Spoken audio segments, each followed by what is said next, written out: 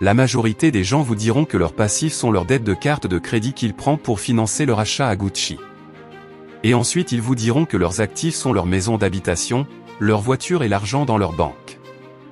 Bonjour à la communauté Investment World, nous sommes heureux de vous présenter aujourd'hui Jaspreet Singh, un milliardaire qui nous révèle les plus grands erreurs financières de la majorité de la population qui fait qu'ils ne sont pas riches. Ne loupez pas une partie de la vidéo. C'est parti. Je disais que la majorité des gens vous diront que leurs passifs sont leurs dettes de carte de crédit qu'ils prennent pour financer leur achat à Gucci. Et ensuite ils vous diront que leurs actifs sont leur maison d'habitation, leur voiture et l'argent dans leur banque. Parlons-en de l'hypothèque que tout le monde fait ici. La majorité de la population se comporte comme s'ils ont une certaine valeur nette dans leur maison et leur voiture, c'est pour ça que c'est un passif les amis. Parce que c'est de l'argent qui reste dedans, c'est de l'argent que vous stabilisez et cela ne vous rapporte rien sauf du plaisir. Vous devez faire la différence entre un actif et un passif, c'est le premier pas pour mieux gérer sa finance. Alors maintenant, supposons que vous avez entièrement remboursé votre hypothèque maison et voiture. Maintenant tu perdais ton emploi, soit tu te fais virer, soit l'entreprise dans laquelle vous travaillez ou possédez fait faillite et vous n'avez plus de les revenus. Maintenant que va-t-il arriver? Quel est votre bien, une maison et une voiture que vous pensez être actifs qui contiennent des capitaux propres, mais ils exigent des paiements parce que votre maison a des taxes foncières, les paiements d'assurance des biens. Votre maison a besoin d'entretien. Tout cela. Ce sont de l'argent qui sort de ta poche et si tu n'as pas d'argent entrant, tu ne pourras plus te permettre tout cela. Alors maintenant si vous aviez compris que votre maison est un passif car il retire de l'argent de votre poche ainsi que votre voiture et que supposons que vous voulez vendre cette grosse maison.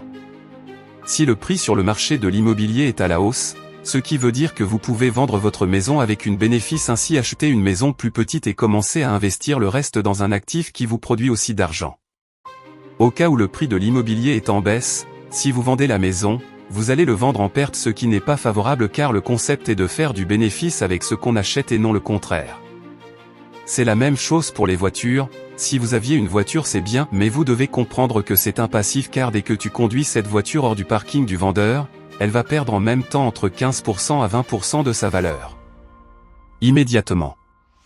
Donc les amis, vous devez comprendre que l'actif est quelque chose qui va faire vous aurez de l'argent. Jetons un coup d'œil à l'histoire de l'argent. Supposons maintenant que nous remontons le temps environ 50 ans. Et que tu as pu mettre $1 million de côté en 1973 et que cet argent restait là dans la banque. Maintenant, si tu perds ton emploi, ce sera pas assez grave n'est-ce pas, parce que tu as $1 million en banque que vous avez mis de côté en 1973. Mais le problème est que, en 1973, ce $1 million pouvait acheter certaines choses. Si tu veux pouvoir acheter la même quantité de des trucs qu'$1 million pourrait rapporter en 1973. Il te faudrait près de 7 millions aujourd'hui. Il vous faut environ $6, 9 millions aujourd'hui pour acheter ce que $1 million pourrait acheter en 1973. Donc ça veut dire que cet argent a toujours un pouvoir d'achat. Cet argent peut encore payer ta nourriture, cet argent peut encore payer ton logement, cet argent peut encore payer pour votre voiture, cependant la valeur et le pouvoir d'achat de votre argent diminuent. À cause de l'inflation. Alors maintenant ton argent liquide peut toujours t'acheter des choses, mais la valeur de votre argent diminue. C'est là que cela devient très important pour vous en tant que personne instruite en matière financière. Donc vous devez vraiment comprendre la différence entre un actif et un passif, et comprendre comment vous pouvez accumuler davantage d'actifs réels qui vous permettront d'avoir de l'argent réel. De cette façon, vous pourriez continuer à accroître votre patrimoine. Parce que la personne moyenne travaille pour des passifs comme celui-ci, il travaille pour économiser plus d'argent. Conduisent de belles voitures avec des prêts et il travaille pour avoir une grande maison pour vivre, rien de mal à avoir une belle maison. Et une belle voiture, mais tu dois comprendre que tu as besoin d'argent pour les nourrir chaque jour. Je veux dire, tu as besoin d'argent pour acheter des actifs réels, tu as besoin d'argent en cas d'urgence. J'économise aussi, mais je veux que tu comprennes que ces choses perdent réellement votre richesse financière. Si tu veux devenir riche, tu dois comprendre que les riches essaient de posséder des actifs réels qui paieront ces choses pour eux. Donc un véritable actif est quelque chose qui continuera à vous payer même quand tu arrêtes de travailler. Merci à Robert Kiyosaki pour avoir inventé la définition parfaite d'un actif. Un réel actif c'est quelque chose qui continuera à vous payer même lorsque vous arrêtez de travailler. C'est pourquoi la maison dans laquelle tu vis est pas un réel passif, car si tu arrêtes de travailler, tu dois quand même continuer à enlever l'argent de ta poche pour payer les dépenses de cette maison. Donc nous venons de le voir qu'au cours des 50 dernières années, la valeur de votre argent a baissé parce que la valeur de chaque dollar individuel diminue. Donc si vous voulez posséder des biens réels, cela continuera à vous payer même si tu arrêtes de travailler.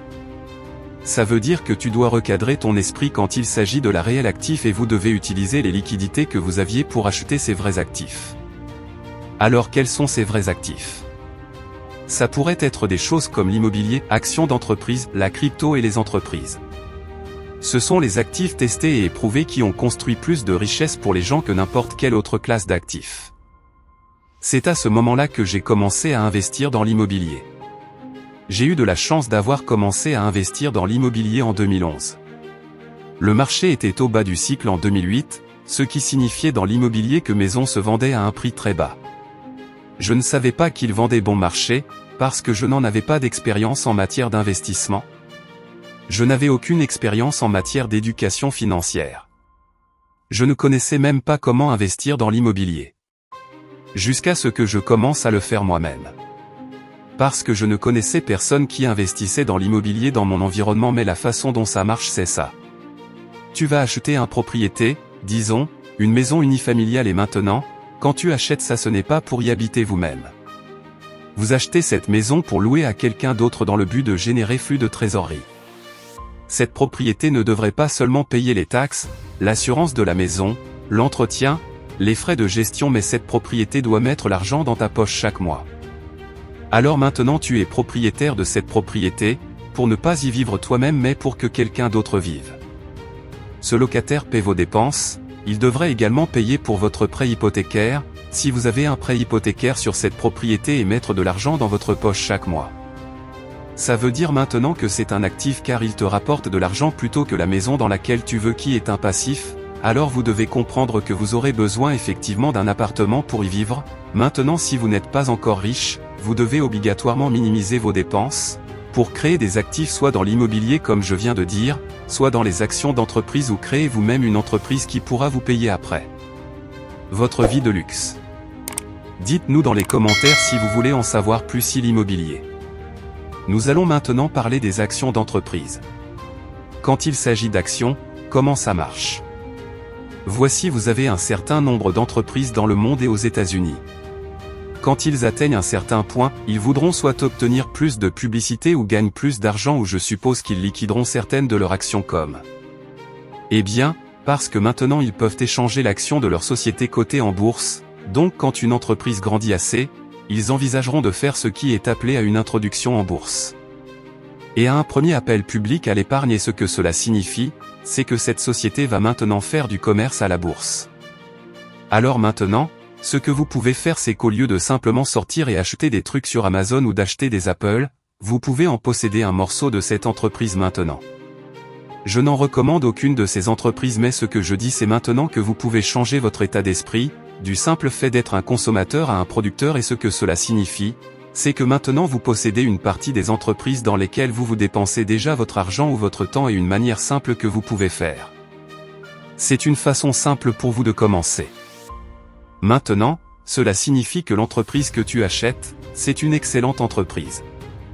Non absolument pas, ce qui est nécessaire est de savoir ce que tu fais, il ne faut pas de lancer sans apprendre comment investir et après il faut comprendre que tu peux faire des erreurs et c'est bon, le nécessaire est que tu apprends de tes erreurs et que tu réussis à long terme tes investissements. L'idée ici est que maintenant tu commences à penser comme un investisseur et toute l'idée de penser comme un investisseur au lieu de sortir et dépenser tout ton argent et acheter de faux actifs. Maintenant je veux dire que tu peux commencer à investir dans des actions avec aussi peu à $100 ou $10, voire $1 pour certaines actions. Maintenant investir dans l'immobilier demande plus de l'argent plutôt que d'investir dans des actions. Vous aurez besoin d'au moins entre $3 000 à $50 000 et voire plus pour se lancer dans l'immobilier. Tu n'as pas besoin de beaucoup d'argent pour commencer mais tu vas avoir besoin de temps et tu vas devoir être prêt à prendre des risques et tu vas devoir être prêt à se consacrer à créer une entreprise. Si vous voulez simplement construire une activité secondaire, tu pourrais le faire à temps partiel, mais si tu veux vraiment construire une vraie entreprise de plusieurs millions de dollars, Si vous voulez construire une véritable société durable d'affaires, ça prend du temps. Ça demande de prendre des risques. Maintenant, est-ce que ça veut dire que c'est impossible? Non, absolument pas. N'importe qui peut le faire, mais cela demande beaucoup d'efforts que la plupart des gens ne sont pas prêts à faire. Donc, vous pouvez commencer par les actions et l'immobilier, ainsi vous aurez de rentrées de fonds chaque mois, pourquoi pas chaque jour. Maintenant, je recommande l'entrepreneuriat à toute personne prête à travailler. Mais n'importe qui ne veut pas être entrepreneur. Quiconque ne veut pas se mettre dans le travail acharné, quiconque veut le style de vie facile, je ne recommande pas l'entrepreneuriat pour vous. Tu sais que c'est à toi de décider. Il n'y a rien de mal à être employé. Il n'y a rien de mal à être un entrepreneur. J'aime l'entrepreneuriat juste parce que c'est comme ça que mon cerveau fonctionne, mais si ce n'est pas comme ça que ton cerveau fonctionne, sans problème. Mais cela a été l'un des moyens les plus éprouvés pour les gens pour créer de la richesse, mais si vous ne pouvez pas faire cela, alors pour vous investir dans d'autres des machines génératrices de revenus comme les actions, l'immobilier. Alors les amis, si vous voulez créer de la richesse, vous devez arrêter de simplement acheter de faux actifs et commencer à acheter des actifs réels, parce que si vous deviez un jour arrêter de gagner de l'argent, si jamais vous arrêtiez de travailler, vos actifs réels continueront à vous payer. Alors dès aujourd'hui, faites un plan pour mettre une partie de votre salaire dans les actifs qui vous produiront plus d'argent, ainsi vous pourrez bien vivre et profiter de la vie dans le futur. Si tu es encore là, c'est que tu as déjà en main les clés pour réussir ta vie financière. Les concepts développés par Jasprit l'ont permis de devenir millionnaire et on espère que ça sera le cas pour toi aussi.